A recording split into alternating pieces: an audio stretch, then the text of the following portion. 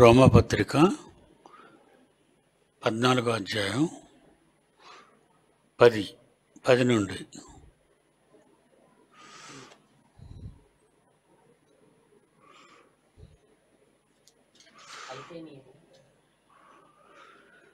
నీవు నీ సహోదరునికి తీర్పు తీర్చనేలా, ఎందుకంటే 9వ వచనంలో తాను మృతులకును సజీవులకును ప్రభువై ఉండుటకు ఇందు నిమిత్తమే కదా క్రీస్తు చనిపోయి మరలా బ్రతికెను. మనందరి కొరకు, మన పాపాల కొరకు క్రీస్తు చనిపోయాడు. చనిపోయినప్పుడు ఎదుటివాని పాపాల కొరకు కూడా యేసు చనిపోయినప్పుడు నువ్వు పాపివి అని చెప్పే అర్హత ఎవ్వరికీ లేదు. అది గమనించాలి మీరు.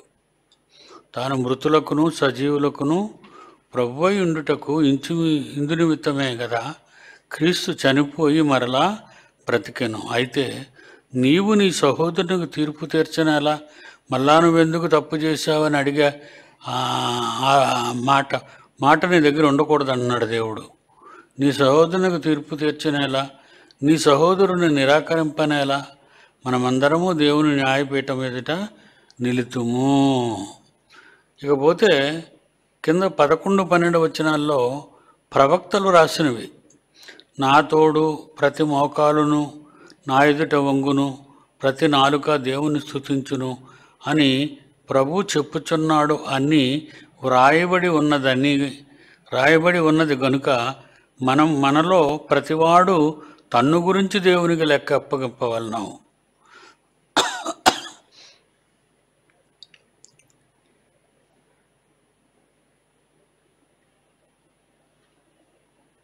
మొదటి కొరింథీ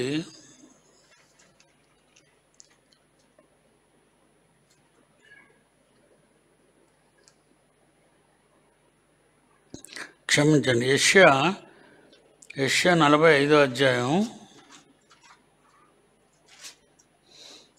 23. యెషయా 45:23. నా ఎదుట ప్రతి మోకాలు, ఇప్పుడు మీరు చదివిందే, ఇది ప్రవక్త అయిన యెషయా గారి ద్వారా ఆనాడు క్రీస్తు రాకముందు ఇశ్రాయేలీలకి, అనగా ప్రపంచ మానవాళ్ళకి బోధించాడు ఆయన. ఏమని? నా ఎదుట ప్రతి మోకాలు వంగును, ప్రతి నాలుక నా తోడని ప్రమాణము చేయుననియు నేను నా పేరట ప్రమాణం చేసి ఉన్నాను. నీతిగల నా నోటి మాట బయలుదేరి ఉన్నది, అది వ్యర్థము కానేరదు. అది ప్రవక్తల గ్రంథంలో.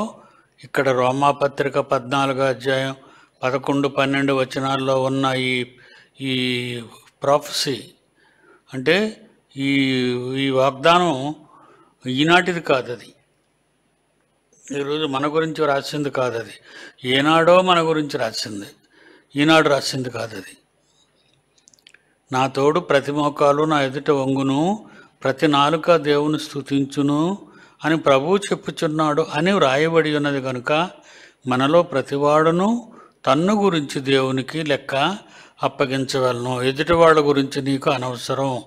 ఎదుటి వాళ్ళ మీద కామెంట్ చేయకూడదు.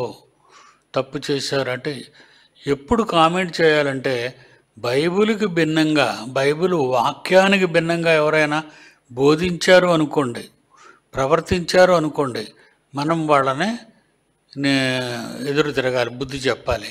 ఫర్ ఎగ్జాంపుల్, నువ్వు తప్పు చేసావు అని ఒకవేళ మనం ఎవరినైనా అన్నామంటే అప్పుడు ఎదిరించండి. ఎలాగా? అందరూ తప్పు చేస్తారు, నువ్వే తప్పు చేసావని మీరు అనడం తప్పు బ్రదరు, అలాగ అనకూడదని ఇక్కడ ఎదిరించాలి. వాక్యానికి భిన్నంగా నువ్వు తప్పు చేసావు అన్నాడు. తప్పు చేసినందుకు ప్రజలందరి కొరకు క్రీస్తు చనిపోయారు సిలువలో. తప్పు చేసినందుకే కదా, అందరి కొరకు చనిపోయారు. నీ కొరకు చనిపోయాడు, నా కొరకు చనిపోయాడు. చనిపోయిన వారందరూ కూడా యేసుక్రీస్తు విషయంలో చనిపోయారు. యేసు రక్తము ద్వారా పాపాలతో చనిపోయిన వారందరినీ యేసుక్రీస్తు వారు బ్రతికించారు. బ్రతికించినప్పుడు నువ్వెవరు మళ్ళా నువ్వు తప్పు చేసావని చెప్పడానికి? అదే ఆయన పర్సనల్ ప్రాబ్లం. అది ఆయనకి. మీకు ఏదైనా పర్సనల్ ప్రాబ్లమ్స్ ఉన్నాయనుకోండి, అవి ఎత్తకూడదు. అవి మనకు అనవసరం అలాంటివన్నీ. దేవుని వాక్యం విషయంలో తప్పు చేస్తే మాత్రం, ఒక ఎగ్జాంపుల్ మీకు చెప్తాను. పేతురు గారు గలతీ పత్రిక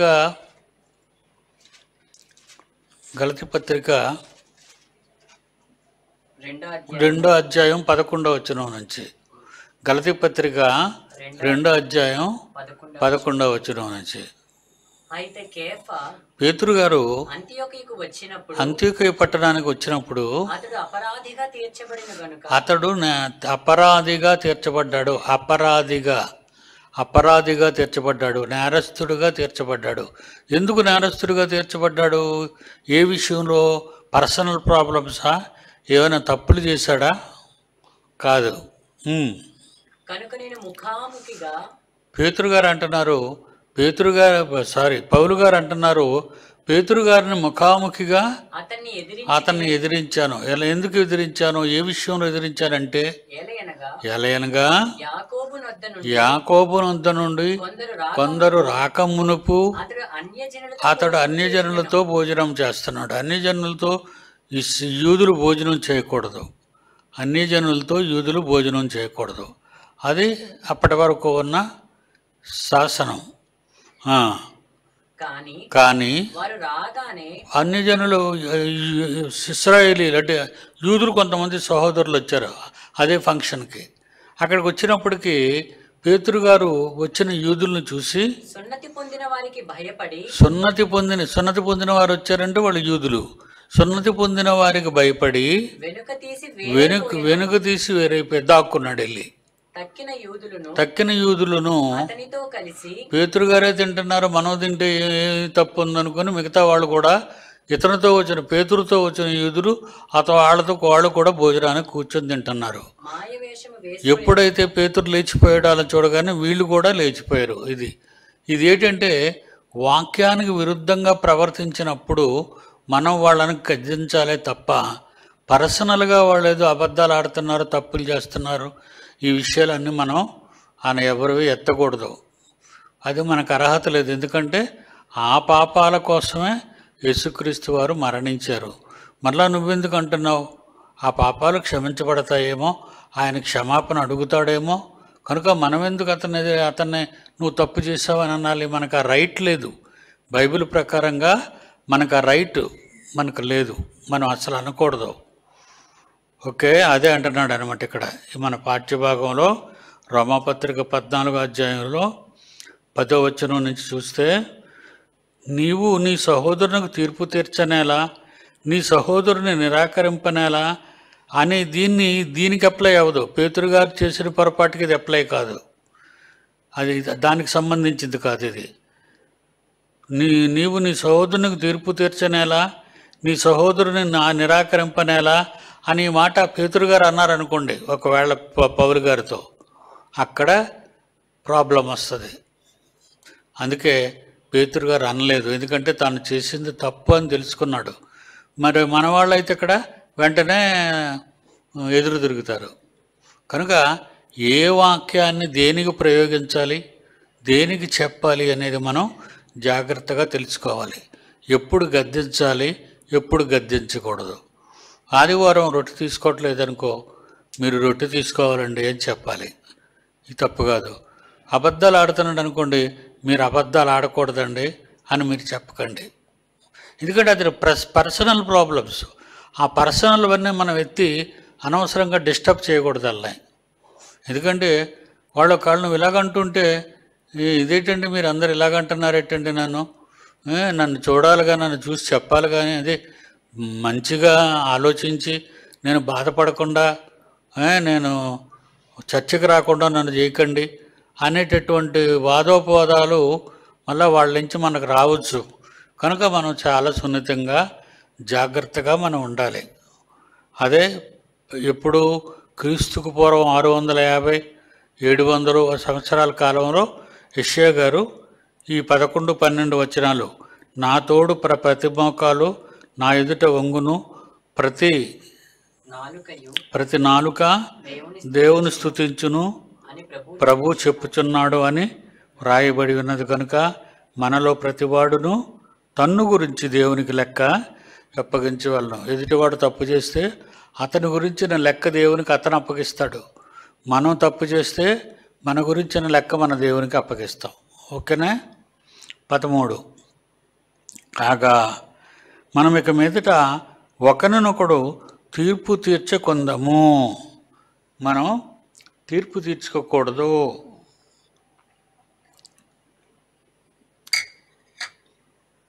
తర్వాత చదువు నాన్న.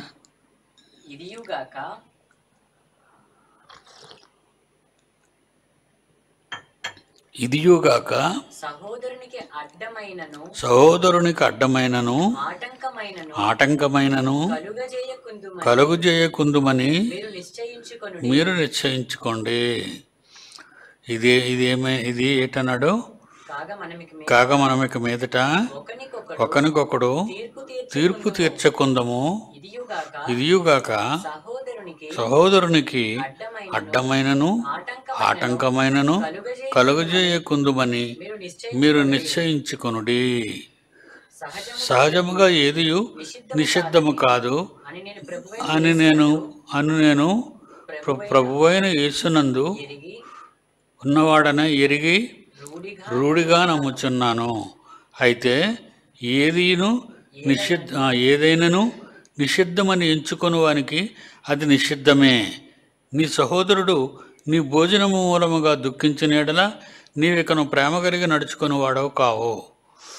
ఒక ఉదాహరణ, మరి నీ సహోదరుడు నీ భోజనం మూలము దుఃఖించిన యెడల, నువ్వు తింటుంటే, నువ్వు భోజనం చేస్తుంటే అతను ఎందుకు దుఃఖిస్తున్నాడు అంటే, తినకూడనిది నువ్వు తినేస్తున్నావు అనే ఫీలింగ్ వచ్చేసింది సహోదరునికి ఏమొచ్చింది? ఫీలింగ్. అందుకే ముందు వచ్చిన లేవన్నాడు 13, 14లో, మనం ఇక మీదట ఒకరినొకడు తీర్పు తీర్చుకుందాము. ఇదియుగాక సహోదరునికి అడ్డమైనను ఆటంకమైనను కలుగు చేయకుందుమని మీరు నిశ్చయించుకుని, సహజముగా ఏదియూ నిషిద్ధము కాదని నేను మీ ప్రభువైన యేసునందున్నవాడన ఎరిగి రూఢిగా నమ్ముచున్నాను. అయితే ఏదైనాను నిషిద్ధమని ఎంచుకుని వానికి అది నిషిద్ధమే. ఇక్కడికి వచ్చి జాగ్రత్తగా మీరు ఆలోచించాలి. నేను మాంసం తిన్నాం, కానీ ఫంక్షన్లోనూ వాడు మాంసం వడ్డించారు. అప్పుడు నేను మాంసం తిన్నాం, కానీ తినేవాళ్ళందరూ వడ్డించగానే తింటున్నారు. నేను అది చూసి నా విశ్వాసాన్ని పాడు చేసుకున్నాను. ఏంటండి వీళ్ళంతా అన్ని మాంసాలు తినేస్తున్నారు అని నా పక్కన ఉన్నవాళ్ళు నా గురించి తప్పుగా ఆలోచిస్తున్నారు. దీనికి యేసుక్రీస్తు ఏమన్నాడంటే, ప్రభు ఏమంటున్నాడంటే, ఒక పని చేయండి, నీ సహోదరునికి నీ భోజనం నువ్వు భోజనం చేయడం వల్ల దేవునిలో ఉండకుండా వెళ్ళిపోతాడేమో, భోజనాల నుంచి లేచిపోతాడేమో. అది ఇక్కడ చెప్తున్నాడు జాగ్రత్తగా. నీవు నీ సహోదరునికి ఆటంకమైనను అడ్డమైనను కలుగు చేయకూడదు. వెంటనే నువ్వు కూడా, నీ సహోదరుడు ఆ మాంసం తినడు కనుక నువ్వు కూడా ఆ మాంసం అతని గురించి మానేయాలనే రూల్ లేదు. ఎందుకంటే మానేయాలనే రూల్ ఎందుకు లేదు? మిగతా వచనం చదువుకున్నాం. ఈ సహజముగా ఏదియు నిషిద్ధము కాదు. 14వ వచనం ప్రారంభంలో సహజముగా ఏదియు నిషిద్ధం కాదు. ఏది కూడా అమ్మమ్మ ఇది తినకూడదని మనం అనకూడదు. ఏదైనా మనం తినొచ్చు, సమస్తం తినొచ్చు. కానీ మన ప్రక్కనున్న సహోదరుడు కొంచెం డిస్టర్బ్ అవుతున్నాడు, అతను తినడు. మనం ఏం చేయాలి? అతను తినడనే సంగతి తెలుసుకొని మనం కొంచెం అతని గురించి తినడం మానేయాలి. అప్పుడు పొజిషన్ సర్దుకుంటుంది. ఏంటండి వీళ్ళు అన్నీ తినేస్తారండి, ఇంకా వాళ్ళతో నేను వండకూడదండి అని వెళ్ళిపోయాడు అనుకోండి, దేవునికి దూరం అయిపోయి దానికి లెక్క మనం చెప్పుకోవాలి.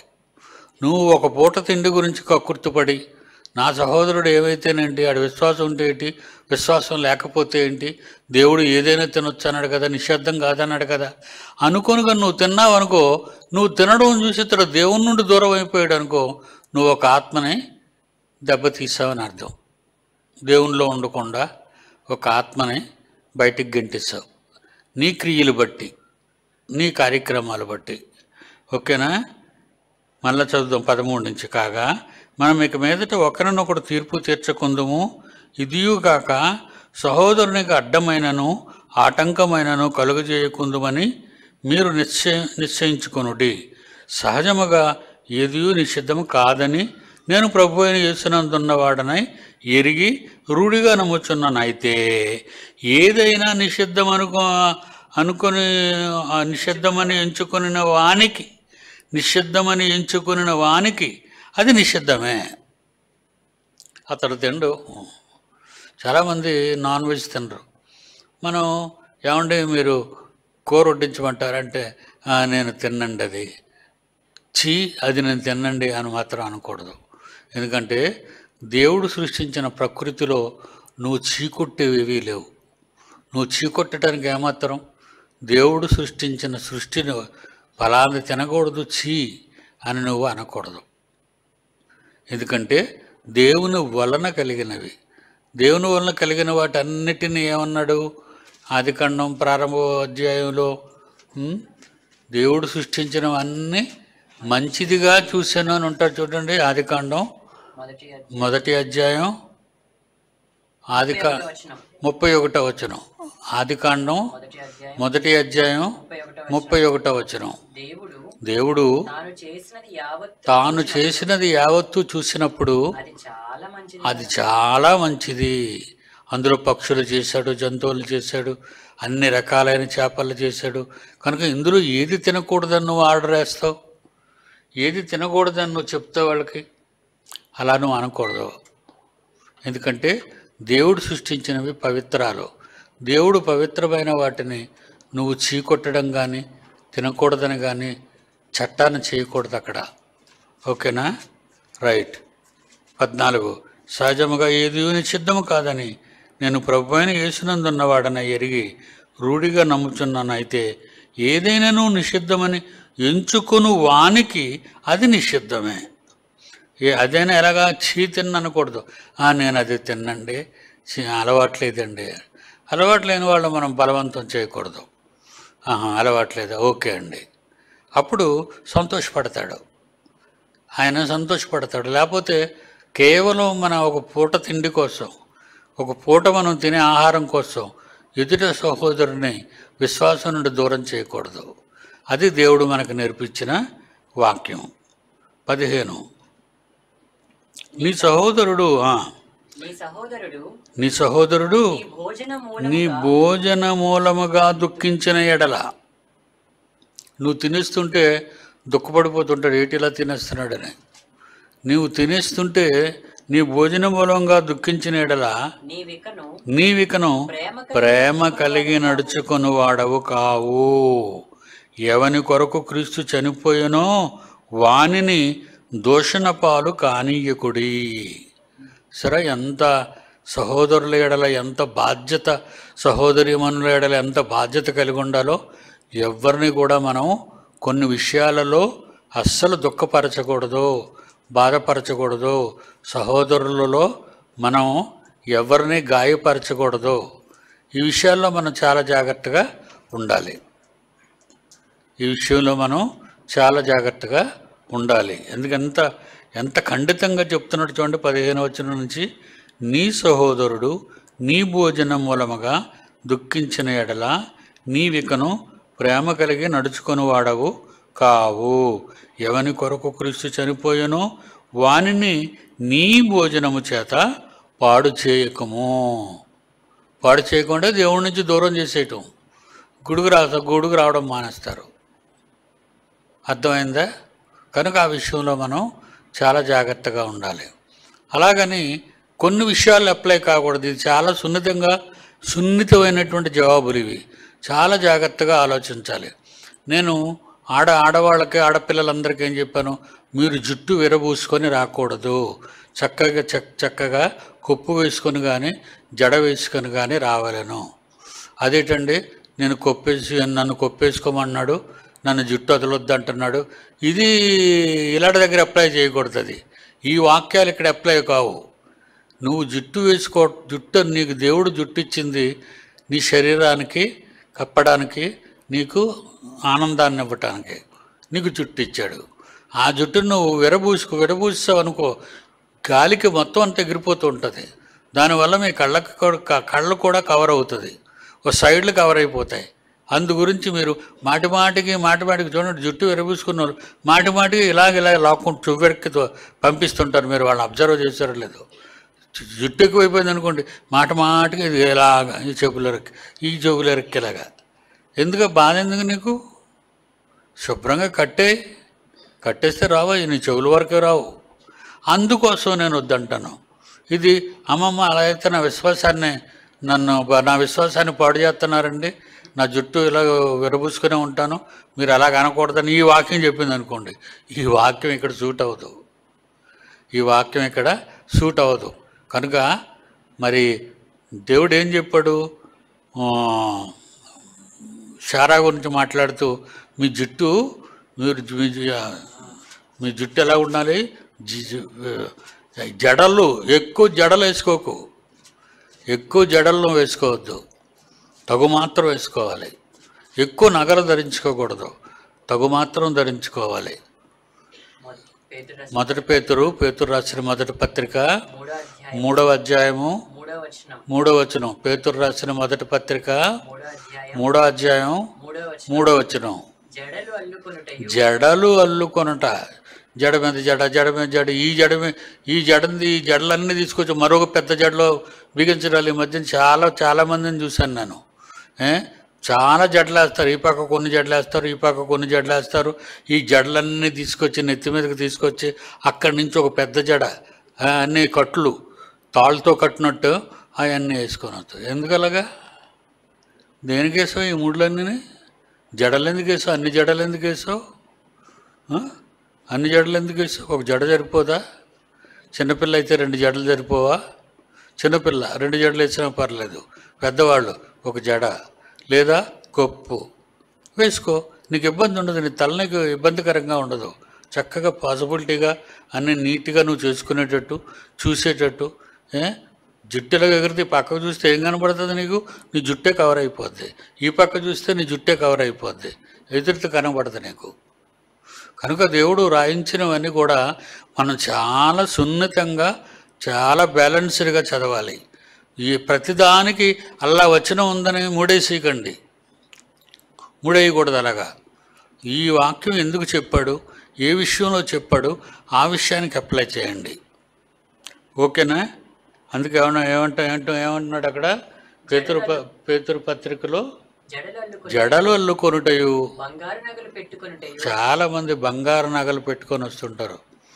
నేను చాలాసార్లు చెప్పాను వాళ్ళకి, మీరు ఈ నగలు వేసుకోవడం అవసరమా?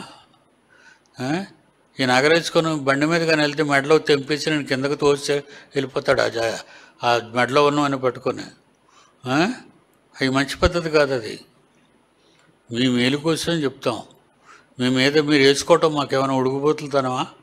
శుభ్రంగా ఇంట్లో వేసుకొని, స్నానం చేసి బట్టలు కట్టుకొని ఇంట్లో వేసుకొని అద్దం మీద కూర్చొని గంటల తరబడి చూసుకొని తరించిపో. నీకు మంచి నగలు ఉన్నాయి, నగల్లో నువ్వు చాలా బాగున్నావు. బయటకు వచ్చావనుకో ఎవడో కన్ను పడుతుంది. ఆ టీము చైన్ స్నాకింగ్ ఏదంటారు వాళ్ళు. అందులో 2-3 ఉంటారు వాటాదారులు. ఒకడు అట్నుంచి చూసుకొని వస్తాడు, ఇట్నుంచి 2 మెడలో లాగేయడానికి వెళ్తారు. మరి రోల్డ్ గోల్డ్ తెయ్యరాలు, వారికి ఎంత ప్రాక్టీస్ ఉందో కానీ ఒరిజినల్ గోల్డ్ అయితేనే తెంపుతారు, రోల్డ్ గోల్డ్ అయితే తెంపరావు. ఈ గొలుసు లాగేటప్పుడు గొలుసులు ఎక్కువ ఉన్నాయనుకో, నీకు నెక్లెస్ గొలుసులు ఎక్కువ ఉన్నాయనుకో, నీ మెడ గొలుసులు పట్టుకోగానే నిన్ను లాగేసే శక్తి ఉంటుంది. అట్లకి సన్నపడి గొలుసు అనుకోండి తెగిపోతుంది, నువ్వు బండి మీదే ఉంటావు క్షేమంగా. కానీ నువ్వు కింద పడిపోయావంటే అర్థం ఏంటంటే నీ గొలుసులు ఎక్కువైపోయాయి. కనుక ఎక్కువ ధరించుకోకు, దీనివల్ల నీకు చాలా ప్రమాదం కూడా ఉంది. ఎప్పుడో ఫంక్షన్లకు ఎటుకొని వెళ్ళా అనుకో, అప్పుడు నీకు ఎంత బంగారం ఉందో చూపించు. ఈ అంబానీ పెళ్లి చేశాడు కొడుకు అనుకుంటాను, అబ్బో అంతా బంగారమే. మరి కోట్ల రూపాయలు చేసే బంగారం వజ్రాలు వైడూర్యాలతో వాడు కోటు కుట్టించారు, పెళ్లి కూతురు చీర కొన్నారు.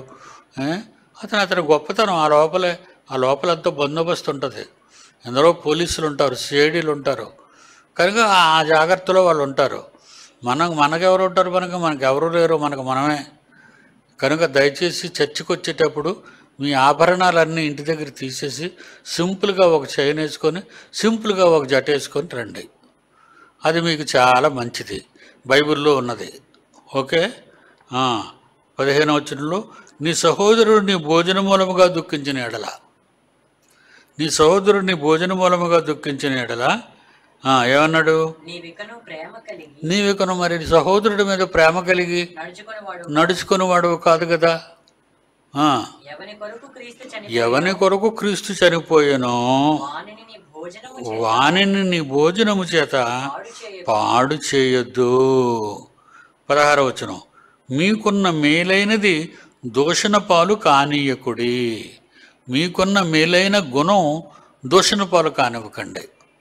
ఆ మాటలు చెప్పడం వల్ల తగాదాలు ప్రారంభమవుతాయి. తగాదాలు వచ్చిన తర్వాత ఒకరినొకరు దూషించుకుంటారు. ఒకరినొకరు దూషించుకున్న తర్వాత అమాయకులు ఏమనుకుంటారు? చూడు, మీరిద్దరూ కాట్లాడుకుంటుంటే అమాయకులైన సంఘంలో ఉన్నటువంటి వాళ్ళు చూశారనుకోండి, వాళ్ళు ఏమనుకుంటారు? వీళ్ళు ఇంతేనా, వీళ్ళు ఇలాగేనా? సెమినార్లో ఎంతోమంది కాట్లాడుకున్నారట. అవన్నీ నాకు తెలిసాయి, కానీ నాకు బాగులేదు ఆ పరిస్థితుల్లో. లేకపోతే ఆ రోజే నేను మందలించేవాడిని వాళ్ళని పిలిపించి. అది మంచిది కాదు. ఎంతోమంది వేల మంది వచ్చినప్పుడు వాళ్ళ దగ్గర నువ్వు ఎంత జాగ్రత్తగా ఉండాలి. ఏదో పల్లెల నుంచి పట్టణాల నుంచి వచ్చారు వాళ్ళు, దేశ నలుమూలల నుంచి. మనం ఎంత జాగ్రత్తగా వాళ్ళ దగ్గర ఉండాలి. అందులో మనవాళ్ళు పోట్లాడుకోవడం అనేది చాలా సిగ్గుకరమైన సంగతి. మనల్ని ఎంతో గొప్పగా చూస్తున్నటువంటి వాళ్ళ దృష్టిలో మనం చాలా బలహీనులుగా కనపడ్డాం. చాలా బలహీనంగా, విషయాన్ని అర్థం చేసుకోకుండా, మిడిమిడి జ్ఞానంతో తప్పుగా ప్రతిదాన్ని పెడత్రోవను పెట్టే మాటలుగా ఆలోచించుకొని మనం తప్పు చేస్తుంటాం. అక్కడ మాత్రం మనం చాలా సున్నితంగా ఉండాలి, జాగ్రత్తగా ఉండాలి. ఓకేనా? 16, మీకున్న మేలైనది దూషణ పాలు కానీయకుడి. దేవుని రాజ్యము భోజనమును పానమును కాదు కానీ. దేవుని రాజ్యం భోజనము పానం కాదు. అందుకే మనం ఎక్కడ మీటింగులు పెట్టినా భోజన వసతి కలదు అంటే చాలు వినడానికి రారు, భోజనం తినడానికి వస్తారు. వినడానికి రారు జనాలు. చివరిలో భోజన వసతి కలదంటే మొత్తం ట్రాక్లో ఉన్న మ్యాటర్లు అన్ని మ్యాటర్లో ఇది ఎంత డార్క్గా వేసినా ఆడికి చక్కగా పెద్ద అక్షరాలు కనబడతాయి. భోజన వసతి కలదు మాత్రం. మిగతా వాక్యాలు ఏమి బంగారు వాక్యాలు రాస్తూ చూసావా? ఆ బంగారు వాక్యాలు ఆడు చదవడు. పోన్లేరా భోజనం వస్తుందట, ఇల్లు అక్కడ అలా సరదా కూర్చుందా, భోంచేసి ఇంటికి వెళ్ళిపోవచ్చు. ఏదో పెళ్ళిళ్ళకి వచ్చినట్టు.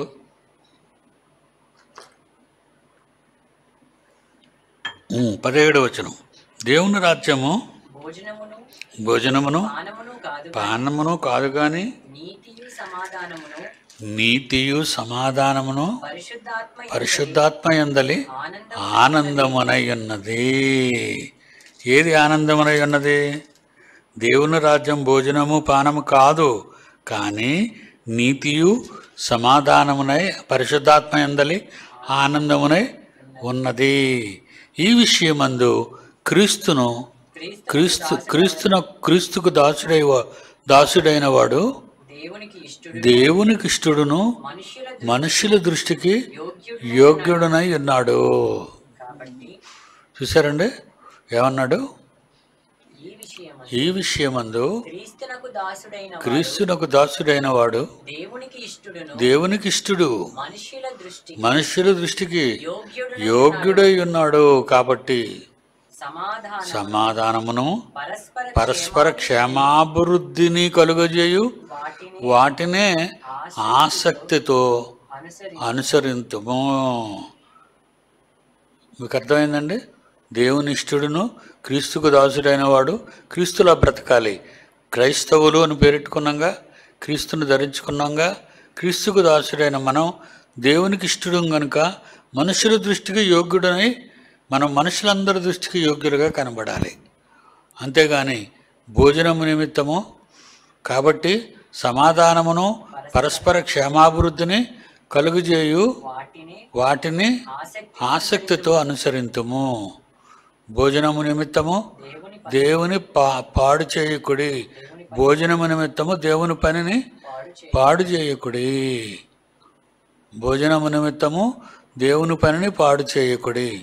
సమస్త పదార్థములు పవిత్రములే, అన్నీ పవిత్రమే. కానీ అనుమానముతో తినువాడు అది అతనికి దోషం. అనుమానించేందుకు తింటావు?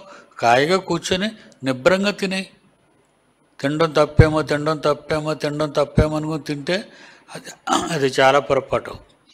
తప్పెందుకు అవుతుంది? ఏదైనా నువ్వు తినొచ్చు, దేవుడు సృష్టించినవి కదా, తప్పు కాదు, నువ్వు ఏదైనా తినొచ్చు. కనుక మనం ఎలాగ ఉండాలట? 20వ వచనం, భోజనము నిమిత్తము దేవుని పనిని పాడు చేయకండి, సమస్త పదార్థములు పవిత్రములే కానీ అనుమానముతో తినువానికి అది దోషము. మాంసభక్షణ కానీ ద్రాక్షారసపానము కానీ, ద్రాక్షారసపానం కానీ వైన్ అనుకోకండి. ఇది వైన్, వీళ్ళు మందు షాపుల్లో తాగే వైన్ కాదు ఇది. ఇది ద్రాక్షారసం, గ్రేప్ జ్యూస్ అంటారు దీన్ని, గ్రేప్ జ్యూస్. ఒకవేళ వైన్ అని ప్రింటింగ్ ఉంటుంది, బైబిల్ సొసైటీ వాళ్ళ మిస్టేక్ అది మాత్రం మీరు గమనించాలి. బైబిల్ సొసైటీ వాళ్ళు చాలా మిస్టేక్స్ ఉన్నాయి బైబిల్లో. అవన్నీ కరెక్ట్ చేసుకోమని చాలా ఏళ్ల క్రితం, ఇంచుమించు ఒక 30 ఏళ్ల క్రితం సొసైటీ వాళ్ళకి, బైబిల్ సొసైటీ వాళ్ళకి రాశారు. బెంగళూరు వాళ్ళకి రాశాను, హైదరాబాద్ వాళ్ళకి కూడా రాశాను. అప్పుడు కొన్ని మాత్రమే దిద్దారు, మిగతావి దిద్దలేదు. వైన్ అనేది వాళ్ళు మత్తుతో తీసేది. ద్రాక్షల్లో నుంచి వైన్ తీస్తారు, ద్రాక్షల్లో నుంచి వైన్ తీస్తారు, అది పులబెడతారు, అది మత్తెక్కిస్తుంది. అలాగే మనం ద్రాక్షలో నుంచి జ్యూస్ తీస్తారు, కానీ ఇది వైన్ కాదు. అంటే ద్రాక్షారసం స్వీట్గా డ్రింక్ లాగా ఉంటుంది అంతే. మనం ఆదివారం రేపు తీసుకుంటునే ద్రాక్షారసం స్వీట్గా ఉంటుంది, లైక్ జ్యూస్. మనం పళ్ళరసం తీసుకొని ఎలాగైతే తాగుతామో ఇది ద్రాక్షారసం తీసుకొని అలా మనం త్రాగొచ్చు, అదనమాట. ఆ ద్రాక్షారసం గురించి అంటున్నాడు. భోజనము నిమిత్తము దేవుని పని పాడు చేయకుడి, సమస్త పదార్థములు పవిత్రములే కానీ అనుమానముతో తినువానికి అది దోషము. మాంసభక్షణ కానీ ద్రాక్షారసపానము కానీ నీ సహోదరునికి అడ్డము కలుగు చేయనది మరి ఏది కానీ మానివేయటం మంచిది. ఒకవేళ ఇది అడ్డం అనుకో, నువ్వు మాంసం తిన్నావు, ద్రాక్షారసం తాగుతుంటే నువ్వు వైన్ తాగేస్తున్నావు, నువ్వు మత్తుడివి అని అన్నారనుకోండి, అప్పుడు మనం జాగ్రత్తగా ఉండాలి. వాళ్ళ గురించి మనం ద్రాక్షారసమైనా తాగటం మానేయాలి. అలాగని రొట్టె ద్రాక్షారసం మానేయడం అంటే ఏసు రక్తం తాగడం మానేయటం. ఎక్కడ మానకూడదు, కొన్నిటి దగ్గర మానాలి, కొన్నిటి దగ్గర మానకూడదు. అందుకే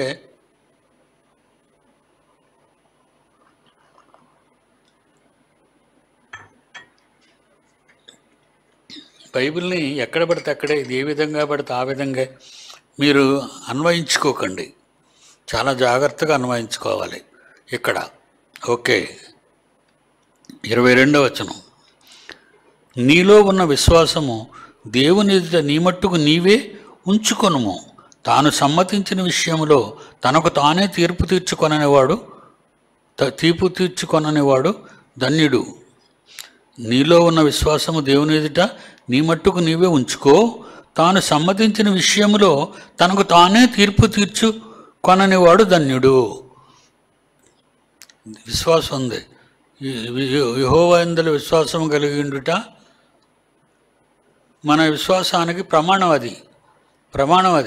ప్రమాణంలో మనం దాన్ని అడ్డంగా తీసుకెళ్ళకూడదు, దాన్ని పక్కకు తీసుకెళ్ళకండి. దాన్ని నీలో ఉన్న విశ్వాసము దేవుని ఎదుట నీ మట్టుకు నీవే ఉంచుకో, దాన్ని సమ్మతించిన విషయంలో తనకు తానే తీర్పు తీర్చుకొనని వాడు ధన్యుడు.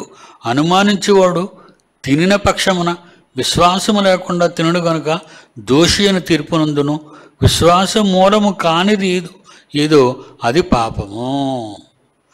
విశ్వాసం మూలము కానిది కనుక నువ్వు తింటున్నావు, విశ్వాసంతో తింటున్నావు, నీ దేవుడు సృష్టించాడు, అవి అన్ని పవిత్రాలే, నువ్వు తినొచ్చు అని.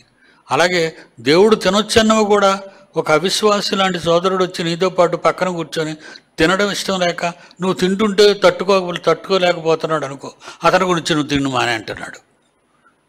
అతని గురించి నువ్వు తిండి మానేయడం అనేది రైట్ కాదు, తిండి తినడం అనేది రైట్ కాదు.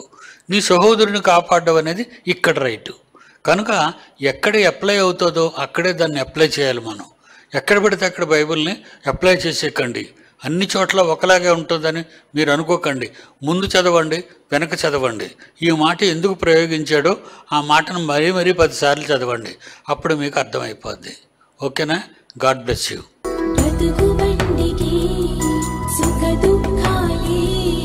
చక్రాలు